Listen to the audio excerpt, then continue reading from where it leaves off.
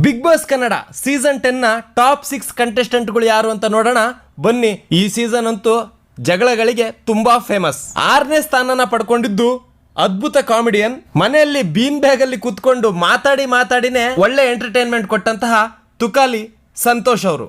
5ನೇ ಸ್ಥಾನನ ಪಡ್ಕೊಂಡಿದ್ದು ಹಳ್ಳಿಕಾರ್ ಒಡೆ ಅಂತ ಫೇಮಸ್ ಆಗಿರುವಂತಹ ವರ್ತೂರ್ ಸಂತೋಷ್ ಅವರು. ಬೀನ್ ಬ್ಯಾಗ್ ಡಿಸ್ಕಷನ್ಸ್ ಅಲ್ಲಿ ಇವರು ತುಕಾಲಿ ಸಂತೋಷ್ ರವರ ಪಾರ್ಟ್ನರ್.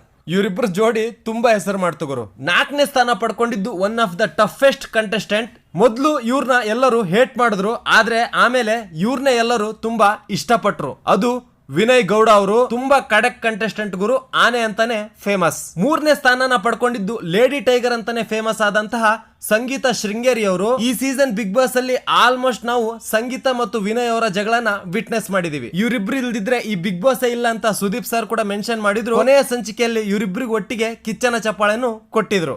2ನೇ ಸ್ಥಾನನ ಪಡ್ಕೊಂಡಿದ್ದು ಡ್ರೋನ್ ಪ್ರತಾಪ್ ಅವರು. ಈ ಸೀಸನ್ ಇವರ ಕಮ್ ಬ್ಯಾಕ್ ಗೆ ತುಂಬಾ ಹೆಲ್ಪ್ ಆಯ್ತು. ಇವ್ರ ಬಗ್ಗೆ ಇದ್ದ ಸಾಕಷ್ಟು ಒಪಿನಿಯನ್ ಗಳು ಈ ಸೀಸನ್ ಅಲ್ಲಿ ಚೇಂಜ್ ಆದವು. ಇಂಥ ಘಟಾನುಘಟಿಗಳನ್ನೆಲ್ಲ ಹಿಮ್ಮೆಟ್ಟಿಸಿ ಮೊಟ್ಟ ಮೊದಲನೇ ಸ್ಥಾನವನ್ನು ಪಡ್ಕೊಂಡಿದ್ದು ಕಾರ್ತಿಕ್ ಮಹೇಶ್ ಅವರು. ಇವರು ಈ ಸೀಸನ್ ಅಲ್ಲಿ ಆಲ್ ರೌಂಡ್ ಪರ್ಫಾರ್ಮೆನ್ಸ್ ಮಾಡಿದ್ರು ಗುರು, ಎಲ್ಲರ ಮೆಚ್ಚುಗೆಗೂ ಪಾತ್ರರಾದ್ರು. ಇದಾಗಿತ್ತು ಈ ಸೀಸನ್ ನ ಟಾಪ್ 6 ಕಂಟೆಸ್ಟೆಂಟ್ ಗಳ ಲಿಸ್ಟ್. ಈ ಸೀಸನ್ ಅಲ್ಲಿ ನಿಮ್ಮ ಫೇವರೇಟ್ ಯಾರಿದ್ರು ಅನ್ನೋದನ್ನ ಕಮೆಂಟ್ ಮಾಡಿ ತಿಳಿಸಿ.